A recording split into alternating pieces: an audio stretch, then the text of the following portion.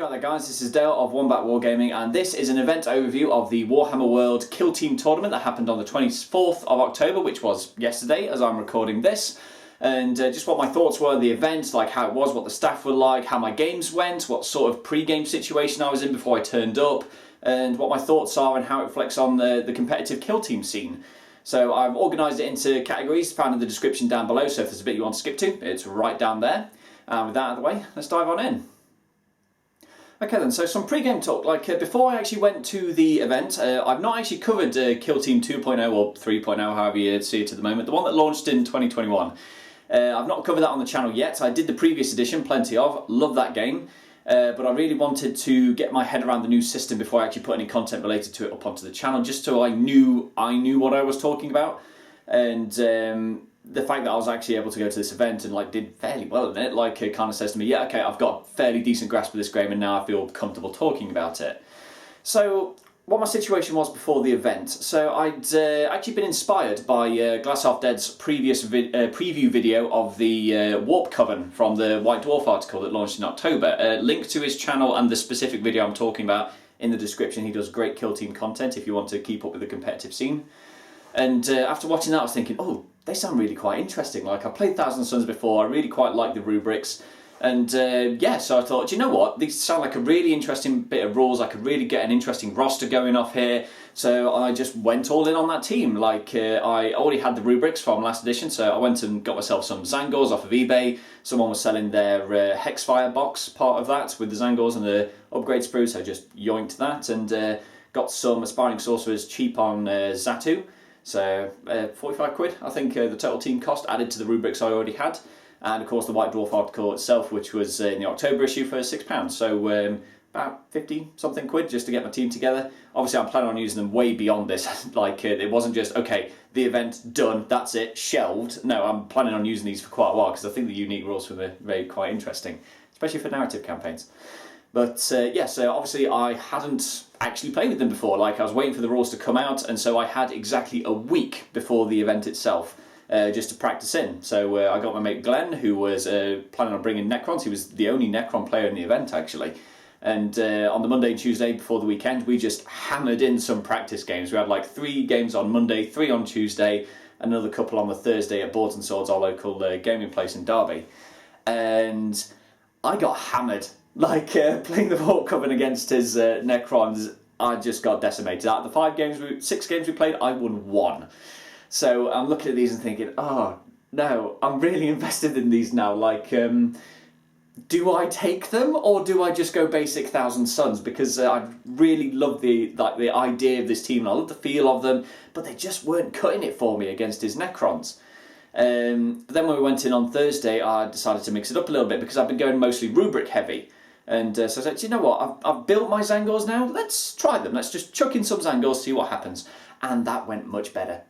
And so after that I was like, okay, right, I think I have a good grasp of how this team works now. I'm actually a bit more confident. Yeah, do you know what, I'm already in at this point, WarpCoven, let's go. And so I ended up taking them to the tournament anyway over the standard Thousand Sons I was thinking of doing. So what the practice games have taught me about the WarpCoven is that the rubrics aren't that great, especially when you compare them to standard Thousand Sons, purely because they lose their version of Bolter Discipline. You get a similar thing, which is for the Sorcerers, in which if they don't do a fight action, they could do 2 shoot actions, but it's limited to Sorcerers, not rubrics, and it must be a different weapon. So if you fire your bolt pistol, you can't do it again, you must do Psychic. And if you don't have a pistol and you just fired a Psychic, then you need to somehow get another Psychic from a different discipline to fire. So nowhere near as powerful. So they're not really built for shooting. And it's only after the Thursday, after being beaten 5 out of 6 times by the Necrons, I kind of realised this. So I was thinking, okay, Zangors then, great. Mainly because Relentless is such a good thing on them.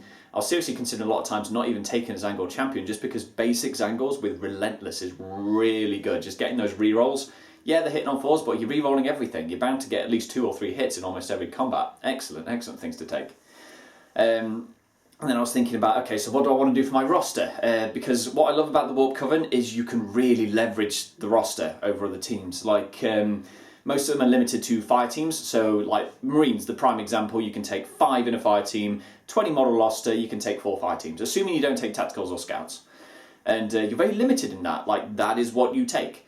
But for the rubrics, the Warp Coven, the way it works is that you get 1 sorcerer as a leader, and then 10 points to spend on operatives, and marines of any kind, rubrics or sorcerers, cost 2.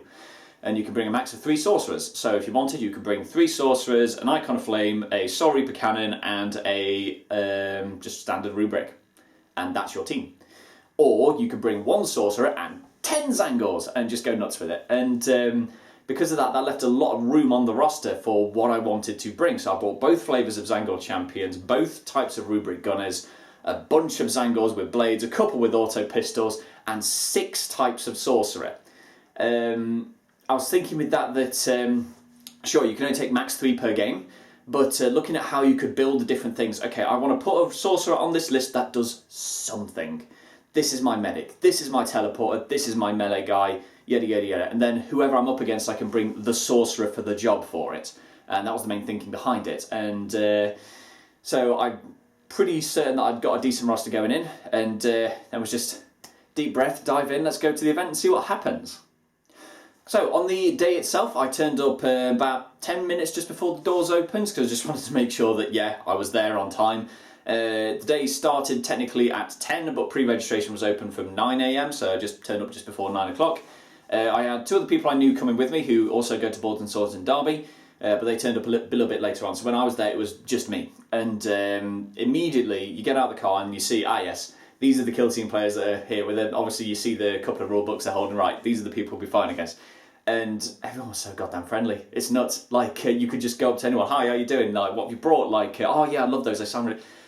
Struck up a conversation with people I've never met before. Like, don't know who they are, but everyone's so friendly and welcoming, you just felt like you knew them already. You could just go up and have a conversation and just enthuse about what you brought, and, oh, that sounds really interesting, and, I didn't think this would work, but when you put it like that and just strike up these conversations, it was a wonderful atmosphere to have, and that carried the entire day. You could just go up to anybody and just enthuse about your hobby, and it was wonderful, you know? It was really quite nice to have that feeling. So doors opened at 9 AM and went upstairs into Bugman's Bar for the pre-registration, and it was the smoothest sailing registration for any event I've actually turned up for. Now I had a bit of a worry going in because we were using the app that Best Coast Parents I think it is, and you could pick your faction from a drop-down list on the app, and it didn't have WarpCoven. So it's like, oh god, am I not allowed to use this? Like, what's going off here? Like, I had a backup regular Thousand Sons list just in case, but it's like, oh god, this doesn't look... I might not be able to use the thing I want. But go up to pre-registration. What's your name? What you bring in? Dale. Just thinking, like, it's not sure. It doesn't matter. Just what's your race? Thousand Sons. Oh, cool. You're Thousand Sons. Sweet. So yeah, they let me use the WarpCoven stuff because looking on the drop down, they still had entry lists for like the Elysilian Star Striders, the Gellerparks, the Servants of the Abyss, which as kill team players will know, they were factions from last edition that have not carried over. So I'm assuming they've just not updated everything on there yet, and WarpCoven only came out like this month, so understandable. So yeah, just plain sailing through the registration, wonderful. They also gave you a lanyard with a little laminated tag on it. Just to say that yes, you were here for the kill team event, you were a player as part of that, and on the back of it was the entire day schedule, and that was the best organisational thing I've ever seen. Just because if ever you needed to know where you were or when your next game was, oh yeah, it's there, it's 1 o'clock, it's 3 o'clock, and so here's the timing I have between the last game for lunch or for the break in between. Yeah, it's just brilliant. If ever you were lost on the day and you didn't know like what your timings were, oh yeah, I'm there, cool. It just... and they let you keep that at the end of the event. I asked one of the staff guys, like, do you want these back? He's like, no, keep it. It's like, oh, sweet, brilliant. So now I've got a little reminder of the event as well. So that was really quite cool. Like, yeah, I loved how that was organised. The staff as well throughout the day, brilliant. Like, obviously, you get the impression that they are as much hobbyists as you are. Like, they know everything about it. They were interested, not just observing from like a rules perspective of what the games were going on. They were genuinely interested. It's like, oh wow, look at these guys doing this, and like, we didn't actually need to call on any of the staff for any like rules lawyering situations throughout the day, but I've heard from other people they were quite good and fair and balanced with that. So yeah, I'm happy to take their word on that, you know, just from the outlook and how they presented themselves the rest of the day. Yeah, I can quite easily see that. So top marks for the staff as far as I'm concerned. Okay then, so my first game of the day was against a player who had brought 5 regular Intercessor Marines. One was a sergeant with a power sword, He had a guy with a grenade launcher with a lot of equipment on there, the various flavours of grenades, and a decent spread of various bolt weapons like Stalker Bolt, Regular, Auto Bolt. He brought a decent spread of them. But what I noticed is he's only brought those 5 models. Like, that's it. Like, he had, from what I could tell, no other sort of roster things to pick from. So the instant he put it on the table, it's right, okay, I'm up against them, and I know that. So as we were setting up the game, I was able to look at the roster and say, okay, I know I'm going up against these 5 intercessors. What do I bring to beat them? So ended up picking like a Soul Reaper cannon, because in the deployment zone there was a vantage point right at the top. So I was thinking, brilliant, I can stick him up there, fire down, probably take out one, or at least get him down to low wounds at the start of the game. Brought 2 sorcerers. The rest was a Zangor Horn, Zangor Banner. I don't think I brought any of the auto pistols and chainsaws. The rest was just blades. And yeah, that was the team. So I managed to win the roll-off as well for attacker defender, and I chose to be the attacker because I wanted to see where he'd set up his models. I didn't much care about where we were deploying, which deployment area it was. The board was basically symmetrical along a diagonal line. So I was thinking, okay, it doesn't matter about the drop zone. Like, I want to see where you are so I can put my guys in an optimal position to get charged in and just get some suppressive fire down from above. And the thing he did at the very start with that is when he dropped his models down, he put all of them on conceal. And I'm thinking, okay, brilliant. So I know even if he takes the scouting option to flip one of his orders, that's only 1 Marine that's going to be shooting at me this entire turn. So I just dropped my entire team down, lined them up, engage. All of them. Because I know for what, I'm only getting like maybe 2 bolter shots first turn. Why wouldn't I? Let's go, let's try and get some charges, why not? So I think that was probably a mistake on his part at the start of there. I said as much at the end of the game, like if he'd have gone engaged from the off, he could have dealt out a lot more damage throughout the game and it could have gone wildly different. But yeah, it was a very strong start, especially because I knew that since he put all of them on concealed, I deployed all mine on engaged. He'd seen they're all on engaged, he's thinking, okay, I need something now to get some damage back. So I knew for an absolute fact he was going to go in the scouting option, the one that flipped him in order. So I just picked barricade because, yeah, I needed a barricade. It put me right next to the middle objective. And I knew if he wanted to do any sort of damage in turn 1, he was going to have to pick the flip the order. So, yeah, it was a fairly easy guess for that one. So then launched straight into the first turn. Because I had initiative, I went first, activated the Soul Reaper cannon on his vantage point and completely destroyed his grenade launcher with the very first volley. And yeah, in hindsight, I think he could have. I think it's only in death does duty end, where if they die, they're not removed until your next activation, at which point they can fire back. That probably would have resulted in a trade with the Soul Reaper cannon, but that didn't happen. So I think he was mentioned that this was his 4th kill team game ever, and props to him for turning up to a matched play tournament on like with only 3 games under his belt. Like. Yeah, dive straight in the deep end, like, respect for that. But I think that was probably why, like, he went down with concealed and why I was able to get that shot off and why he didn't do it only in death. But yeah, that was so he was down 1/5 of his team from the very first activation. So that was kind of a tone setter for that first turn. Yeah, so for the rest of turn 1 then, I'd also brought my sorcerer who had the fly keyword. And because I waited until one of his intercessors had come up to the middle board right near the far edge, I was able to get a turn 1 charge with this sorcerer that could fly. He was quite far up to begin with, but since he ignores terrain with fly, straight on in, turn 1 charge, heavily damaged him. Didn't kill him, but was a very strong start for that. And because one of the objectives was hidden under heavy cover, I was able to just put my Zangor with the horn there, knowing full well he's in no danger whatsoever, so he could babysit that objective, sound his horn, and then the rest of my Zangors could just push up the board. And because of that, at the end of turn 1, I was holding 3 of the 5 objectives that were available. So that was 2 points from the off, because you needed at least 2 objectives to score 1 point. If you had more, you scored another. And for each one of the opponent's objectives you held, you got an additional VP for each. So turn 1, that's 2 VP straight from the off to his 1. And yeah, so turn 1 was a very strong start. Then turn 2 started, and the Astartes started firing back.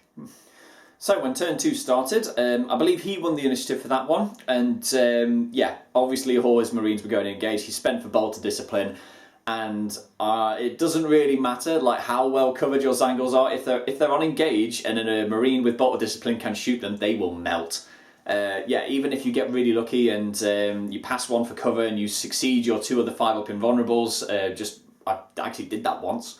Like, but it doesn't matter. Like, the second volley's coming straight in, and then it'll just ping off the rest of him. So yeah, a couple of Zangors melted to Bolt of Discipline. Also managed to charge one in to soften up one of his guys, and his sergeant came in and finished him off. But then this allowed for a very good counter charge. The Zangor champion has a rule, Savage Assault, I think it is, where if you charge in and then declare you're doing that, you fight, and then if he's still in engagement range with another model, he can fight again. So I charged him in, proc that to fight his one intercessor who had only one wound left, so even one hit would kill him, and as what happened. But then because he was still engaged in range of the sergeant, he could also fight the sergeant. Didn't manage to kill him, so his sarge cleared up two of my Zangors in melee. But yeah, his sarge was heavily wounded. One of my secondaries was to kill the sergeant and hold a specific objective. It's one of the faction ones. So yeah, I was well on my way to that as well. So yeah, Sarge held his own in melee. Like, power swords are nasty. They are very nasty. Because his Marines were like 12, 13 wounds roundabout, like my Zangors would need about 3 hits to kill them, maybe 4 depending on who's doing it. Yeah, and if he blocks any or not. So turn 2 was much more difficult, and then I was thinking to myself, oh dear, is this where it turns around? Is this where the first turn was the great start and then it was just a false sense of security? But by the end of the third turn, I'd basically managed to take him down to 1 Marine left. I'd still held the middle of the board and my 2 back objectives and just pushed the rest of the Zangors up. I had like the horn and the banner at the back, just because, yeah, they're helpful to stay alive and they help keep the objectives. But I was in a very good position at the end of turn 2 to take his objectives as well from 2 angles. So turn 3, yeah, managed to kill the sergeant. I think I got one of the sorcerers round to just shoot him with the bolt pistol in the end. But then he was just down to 1 intercessor. And at the end of the match, I'd managed to get one of his Zangors up top to do the vantage action last turn. And on the turn 4, he tried to kill that Zangor. And if he had, that would have denied me one of the secondary points on there. And he almost did. He almost did. He got it down to 1 point of health after Bolt of Discipline twice. And I just got really lucky with my vulnerable rolls on the first one. And he only managed to hit it with a crit and a regular for the second volley, so he had 1 wound left. So I was just like, oh no, he's still alive, good. So yeah, a very resounding success with that first game. So the final score for game 1 was 17 points to 6 in my favour. I'd maxed my secondaries, I'd managed to get this specific objective and kill the specific guy. We managed to plant the signal beacon in their drop zone, and I managed to do vantage twice on 2 different bits of terrain. And yeah, I managed to get all but 1 of the primary objectives. It's out of 18 points. I know it's out of 20 in the core book, but they just discount the 2 points for painted miniatures. Like, everyone there was painted. What was the point? So yeah, I was 1 point away off max points on game 1. So again, props to the guy for actually being a good sport about it. And again, going into a match play tournament with only 3 games under your belt, he did really quite well considering. I said to him as much at the end of the game that if he'd have deployed his guys on engage but obscured, because there was a little bit of heavy cover he could have hid behind on that Verticus map, like then he could have just moved out, shot twice, and if he'd have used, in hindsight I'm thinking of this today, only in Death Does Duty ends, that could have been a radically different game. But yeah, as it was, very resounding win for the Warp Coven in game 1. So, lunch was provided for us on the day, which was actually a little bit of a surprise to me, but a very nice one. When I was reading the event brief and the confirmation email, I noticed that it specifically said not to bring food or drink onto site, but I don't know if I just missed it or if it was somewhere down there I just didn't read it, but I didn't know if lunch would be provided, so I'm thinking, oh god, am I going to have to like buy lunch as well on top of the 30 quid price, 35 quid? No, it was included. Like the little lanyard pass they gave us actually allowed you into the staff canteen behind the Bugman's bar where they were serving a full Sunday roast. So yeah, so you got a full Sunday roast, stick it off, put in drinks. Oh, lovely. Like usually when I'm on weekend events at my airsoft, and I'm lucky if I'm getting us in a sandwich. But yeah, so a full Sunday roast, that is a very nice change of pace. Very happy to see that that was included as part of it. Excellent. Also, what was really quite cool, obviously you could buy stuff at Bugman's throughout the day, like so you could just go up there, they had breakfast items when you were waiting for the pre-registration to do between 9 and 10, but the very cool thing was that they'd offer you drinks at the table service when you're enjoying your games, like so you'd be through your game and someone would just come up and say, alright guys, would any of you like to order any drinks? And yeah, you could just get like table service for that. So yeah, if you're halfway through your game and you like properly parched because you've been talking for almost 2 hours, yeah, just order a Coke, here it comes. Great. Like, that was very unexpected, but very happy to see. Very pleasant surprise there. So then, game 2. Now, this was played actually against Can You Roll a Crit? I only recognised him after we'd started getting into the setup, and he actually offered me one of the dice. I was like, hang on a minute, I've seen your stuff, yeah. And so link to his channel down below as well. Again, does some great kill team content. And yeah, I didn't actually manage to take a photo of this game, unfortunately. I was a bit too involved with the game itself. Like, at that point in the day, we were both positioned first and I was second. And so, like, all my attention was like, okay, this is going to be the hard one of the day. So I just completely forgot to take a photo of the thing until, like, after it had finished.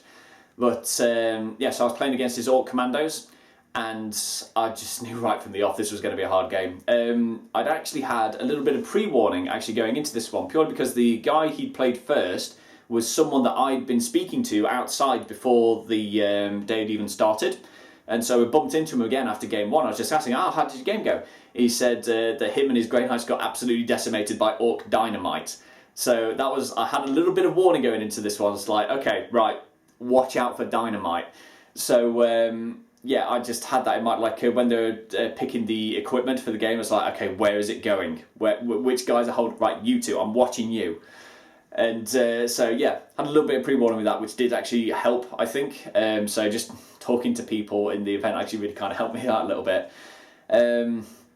So yeah, so this game was secure the terminals, and I didn't win the roll-off for attacker defender, and that really matters with secure the terminals because in player order starting with the attacker, you pick which one of the objectives doesn't activate on turn 1, and so naturally, why the hell wouldn't he?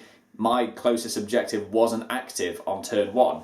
Plus, in the pre-game, he managed to do Sneaky Git twice and put 2 Ork Kommandos right near the other objectives as well. So basically, I'd been locked out of scoring any of the objectives on turn 1. So it's like, oh no, this is going to be a tough one, isn't it? And yes, it was. Okay, so at the start of the match, I actually had some of my Zangors in charge distance of the 2 Orc boys that he'd managed to sneaky get in. So I did manage to get 2 turn 1 charges off. The problem was, though, is that Orcs are also quite good at melee combat. Surprise, I know. But because my Zangors were 8 wounds and his were 10, so even though we were hitting the same 4-5 damage, he just needed 2 hits to kill my Zangors and I needed 3 to kill him. So I just lost both the Zangors. Like, he managed to actually kill me before I could kill him. And yeah, just a scratch on Ork Kommandos is very nasty as well, because when you think you've secured the kills now, just a scratch, spend the CP, it's like, oh, no, that means you're going to hit me back and kill me, doesn't it? Yeah, and that's what happened. I was very aware, painfully aware as well, of his Breacher Boy, because he was the one that one of the ones he'd been given the stick of dynamite with. And he'd been hovering about when to deploy it, but he put +1 APL on this Breacher Boy back in his drop zone. So I was thinking, okay, so what this Breacher could do then, because he moves through terrain like it isn't there, basically has fly if it's not too thick.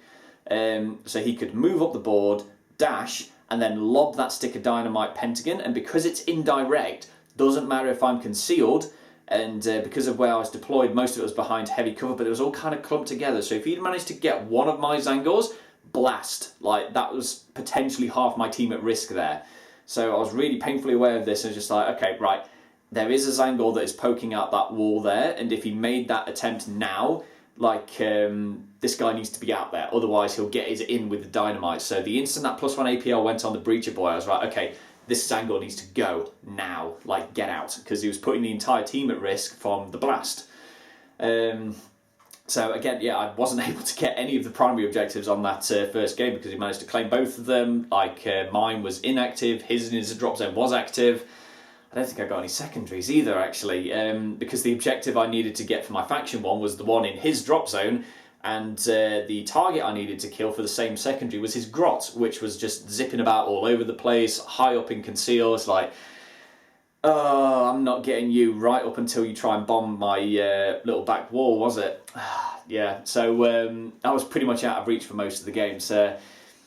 I do think obviously I made mistakes. Like, I think the big one was that I didn't bring my sorcerer that could fly. Like, in hindsight, because as the defender I was able to pick the board edge we started on, and I wanted to pick the one that I thought gave him less access to vantage points, because I knew he had his rocket boy, he had his sniper. Me, meanwhile, I didn't have much in the range of ranged weapons, so I wanted to kind of deny him that. But by putting him behind the heavy stuff, if I'd have had my sorcerer that could fly, then I could have just zipped over that wall and got some charges in a bit earlier on and done a bit more damage maybe.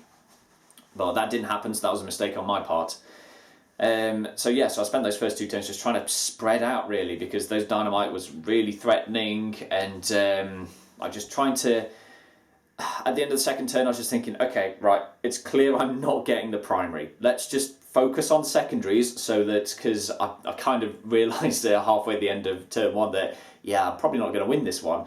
So I was like, okay, let's just focus on secondaries so that when the loss comes, it's not as bad, and just get the secondaries. And like, we had a very good back and forth with the sequencing, because the way this game worked is once you claimed an objective with an APL, it didn't matter who held it from then on afterwards. It was whoever claimed it gets the VP. So it was always a little bit of a mind game. Okay, I need to kill this guy now, but I'm going to claim this first because I want the victory point. And so it was a very intense game, that one. Like, I was probably just thinking the entire way through, oh god, what can I do? What can I do? But thoroughly enjoyable, you know? Like, it was very challenging, and that made it like a really complex puzzle to try and wrestle with. And it was a very enjoyable game, ultimately. Didn't go my way, unfortunately, but that is the way of it sometimes. So there was only 1 point of contention during that entire second game, and it was right at the end. Basically, his grot had managed to get right into my back line and was about to do the interlope action, but I had a sorcerer who could cast a Doombolt up on a vantage point, and I could just move him to a position where I can see, right, I can just see the grapple hook of your grot, so I'm going to cast Doombolt on that. And he was right next to the heavy cover and concealed. So I'm thinking, okay, I can see from my head. I am on a vantage point, so his concealed doesn't matter. He's within triangle of heavy cover, so he's not obscured. Valid target. But, as my opponent pointed out, that when you actually read up the vantage rules, it specifies light cover, not heavy cover. It's just like, well, rules is written, yeah, he's in the right there, so it wasn't a valid target. But, that stopped me from getting my second victory point for the faction one, because I needed to kill that grot. It allowed him to interlope and score points. But that was the only real point of contention on there. And rules as written, it just wasn't a doable thing. I wasn't able to shoot him. Final score was 13-7 in his favour. Again, I didn't get much in the way of primaries. Managed to get 4 secondaries, I think it was. Just a very hard fought game. Like, it could have been a lot worse. Obviously, I made mistakes in that one, like with the deployment, with the type of sorcerers I chose to bring. I think I made the right call in not bringing rubrics though, because most of his commandos were concealed the entire game, so they really wouldn't have been able to shoot. I could have maybe teleported a Soul Reaper cannon up onto one of the vantage points with the Warp Fire discipline if I brought the fly guy, but that would have only had limited use, and the Fusilier wouldn't have mattered because he actually managed to space out his orcs for most of it, because what he was very fearful of was the Firestorm psychic power that I brought, because it was indirect and blast, so it would have hit him even if he was concealed in light cover, and it would have spread out, so he's always keeping his distance from himself. So I don't think the Soul Reaper cannon would have done that much damage. So I think the 2 main mistakes were didn't bring the sorcerer with fly, picked the wrong drop zone, but ultimately as well I got unlucky with the initial roll. If I'd have had the attacker roll off, then I could have just said, okay, your objective is the one that doesn't activate on turn 1. Could have gone a little differently, but a very well fought and well earned victory for my opponent there. Like, so very good game ultimately. Challenging, fun, complex, but yeah, that was unfortunately my first loss of the day. So then, game 3, my final official game of the day was against Harlequins, and in hindsight, if ever there was a team that WarpCoven was designed to destroy, it is Harlequins. Because as we found out during the game, they only have 8 wounds, and my Zangors are hitting 4 base with 4 attacks relentless. So I just charge in, get at least 2 hits, dead Harlequin.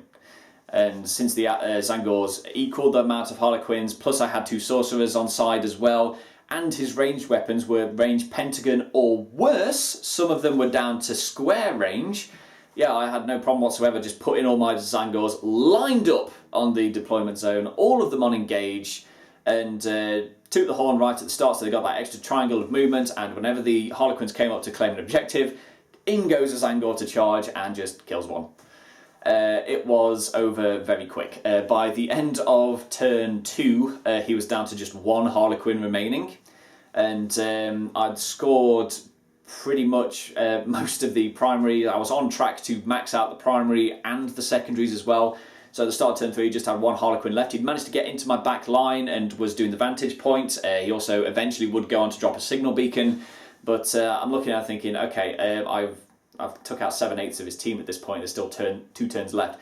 I could go chase down this last Harlequin and just table him, but it's a bit of a dick move at this point. Like, because it wouldn't have helped me score my extra objectives or the primary any better. So I just kind of felt, you know what, just let him do his thing. Just like get the secondary so he actually gets some more points on the board, so it does him better overall. And yeah, a very, very, very quick game. Just Zangors with Relentless, yeah, just 2 hits and kill a Harlequin. And you have more of them because you have 2 sorcerers in addition to 8 Zangors. So yeah, it was a very one-sided game, unfortunately. Like, I have to thank him though for being such a good sport about it, because it was very obvious early on that was the way the game was going to go. But he still persevered anyway, still went straight to the last turn, so very good sportsmanship on show there. We actually managed to finish so quick that there was more than half the time left on the clock for game 3, so we just played another one for fun. Like, why not? We had time to burn. So I was saying, do you know what, I'm going to just bring rubrics and sorcerers, because maybe if I gave you the numbers advantage, and I know rubrics aren't as good for WarpCoven, let's just see if it's a more fair matchup. Again, that was a more interesting one, because with ranged I had to actually worry about his diamond hollow field. I'm not quite sure the stratagem's called, but it basically meant that even if he was on engage, if he spent this stratagem, he was counted as concealed in cover and couldn't be shot. I think what really didn't help him on this map was the actual terrain on offer, because you had like 2 bits of heavy advantage in the corners, and then the vast majority was light. Like in the middle, it is nothing but pipes. So it was really easy to just, even though you couldn't see him in cover and shoot him, it didn't take far to just toddle a rubric round to an angle where he could see him and there was no cover in the way and just take the shot. And again, AP1, 3-4 damage, yeah, Harlequins didn't last long against Inferno bolt guns.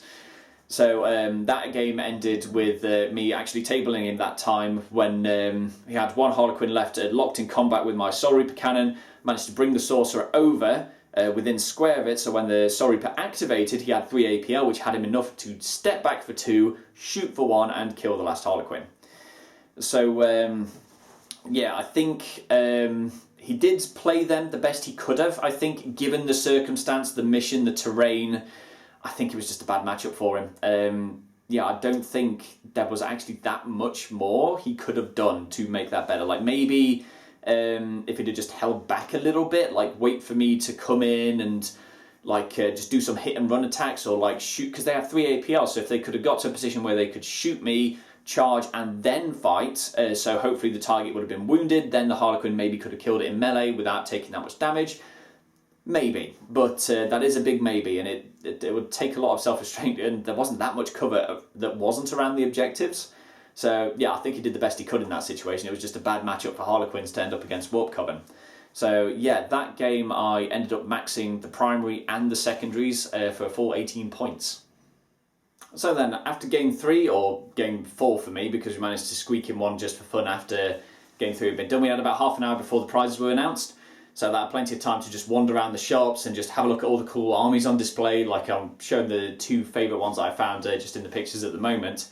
Just wander around the shop, see all the stuff. The ones on display are really nice, and they're not even the actual exhibition ones, just stuff that is just someone had just put in the shop just because they look cool, and yes, they really do.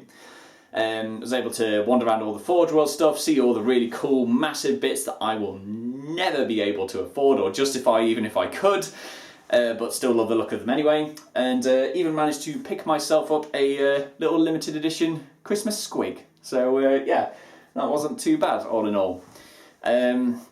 Then we came back into the main gaming room for the scores and the prizes. So prizes on offer, there was a best painting competition throughout the day, so anybody could enter. I did enter, and I think pretty much everyone did in fairness. And it was player voted for the most part, so you had third, second and first prizes for the player voted best painted ones. You also had one for the staff voted, so 4 painting prizes up in total. Then you had the third, second and first placed players. And Ork Kommandos cleaned it. Like every single player who brought Ork Kommandos ended up in the top 4.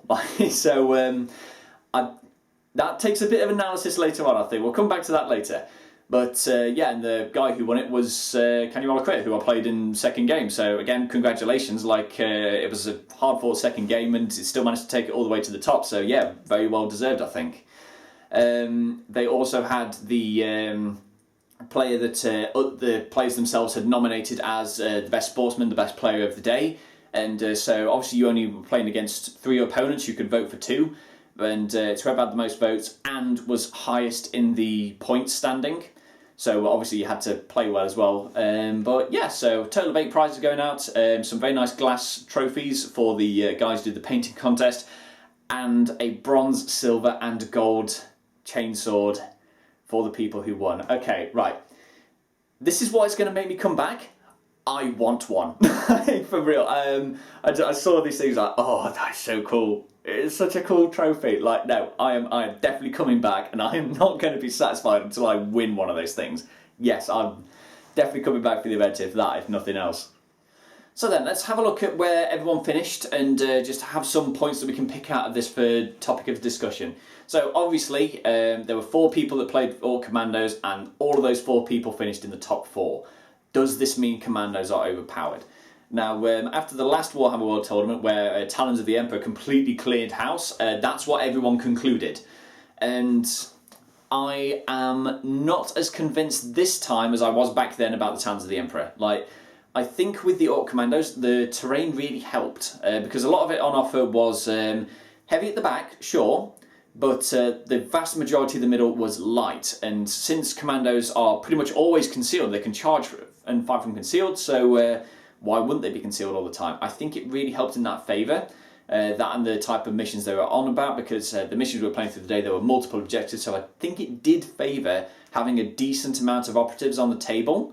So if you had like a 4-man squad, you might have suffered a little bit in that regard. So I don't know if Ork Kommandos are overpowered. The thing with the dynamite was interesting. Like, I was even speaking to Can You Roll a Crit about it, and he said it was weird because you look at the Dakka boy, and his Dakka dash is perform a dash action and a shoot action. It doesn't specify that he has to use his shooter for it. It's like, oh yeah, ooh, that's nasty, because yeah, then he can move, Dakka dash to dash, and then throw the dynamite instead of actually shooting his weapon. So it's like, yeah, that is a very, very nasty little combo. But yeah, I still can't bring myself to say that orcs are overpowered. I don't think that's the case, because obviously I've played with them from my Octaria set that I've got and love them. Like, I love how characterful they are. I think they've got some secondary objectives that really play into how they work as a team, so that might be what's adding to their strength quite a bit. But yeah, I think extra opinions and testing is going to be needed before we just declare outright that orcs are overpowered. I'm not sure that's what's going off here. Other talking points, Talons of the Emperor. There was only one Custodes player on the day. I didn't face off against them, obviously, so I didn't have first-hand experience of how their game went, but there's only one of them, and they finished middle of the pack. And so radically different from last event, where they just cleaned house. So maybe there weren't that many players on it, because I think everyone got the memo about the nerf. So from 4 APL to 3, and then Brotherhood Demigods got nerfed. So I think people might have just been avoiding that faction in general. Maybe that's why there weren't more of them, and that's why no one particularly placed as high. Because I think that guy, he won one, drew one, lost one. So it seems like a very average performance, actually. But from what I saw, he seemed to have scored high on his primary and secondaries, but also the tournament SOS, a score that's calculated based on the level of players you are playing against. So if you're playing against people that have won a lot of stuff, your score is going to be higher. It indicates to me that he's been playing some high level players. So it could be that they are a decent team, but he was just up against stiff opposition, and that's why he didn't do so well. But again, I wasn't involved in that, so that's just personal speculation. Also interesting of note, a lot of Death Guard players. Only one player each, though, for Sisters of Battle, Tau, Kroot, and Necrons, and are no Tyranid players whatsoever. And I found that really bizarre, because I was under the impression that Tyranids were actually really quite strong this edition. The fact you can't shoot Gene Stealers when they're in cover from a vantage point, that was something I was really trying to prep against going in. So I knew that could be a nasty combo, but nobody bought it, and I don't know why. As far as I'm aware, they're still quite a powerful team, but nobody bought Tyranids. There's only one Necron player, that was my friend Glenn, who I was playtesting against before we went in, and he finished about middle of the pack as well. So yeah, I thought Necrons were quite strong, so again, I'm not sure why more people didn't bring them. But mega props to the guy who brought Kroot. I mean, it takes some real stones to turn up to a competitive tournament and bring Kroot. I'm pretty sure he's the guy who won the staff painting award as well. But yeah, respect for doing that. Yeah, just turning up knowing with what is, everyone I think appreciates Kroot are an underpowered team. So yeah, you did it anyway. Well done you. Props for me as far as I'm concerned. So, another talking point, are WarpCoven a top tier team? I did manage to finish 6th out of 36 in the event. I am not sure, however, that they are a top tier team. I think I need to do a full faction focus breakdown about what they do, what they don't do particularly well, and why they work. But I think overall from the event, I think I got lucky, frankly. Because my first game was against a player who himself said that was his 4th game of Kill Team ever. He wasn't quite as familiar as the rules as he could have been. Second game playing against the guy who ended up winning the tournament, so yeah, lost. And the third game against Harlequins, which was just a really good matchup in my favour for WarpCoven. In the pre-game testing as well, I've played against Death Guard, and they struggle against them just because that disgusting resilience, they can't chew through the Poxwalker hordes fast enough. So they were an issue. If I'd gone up against a Death Guard player, I think I would have struggled quite a bit as well. Obviously, I didn't play Glenn and his Necrons. If he did, I probably would have been decimated, because that's what history has taught me so far. So yeah, so I think it's a video for another time, talking about how good WarpCoven are as a team. But yeah, so they did place highly at the event, but I think that was mostly due down to luck. I do think I played quite well. Obviously there were mistakes I made and things I could have done better, but I think there was a lot of luck swaying in my favour as well that day. So yeah, topic for another time about the WarpCoven, I think.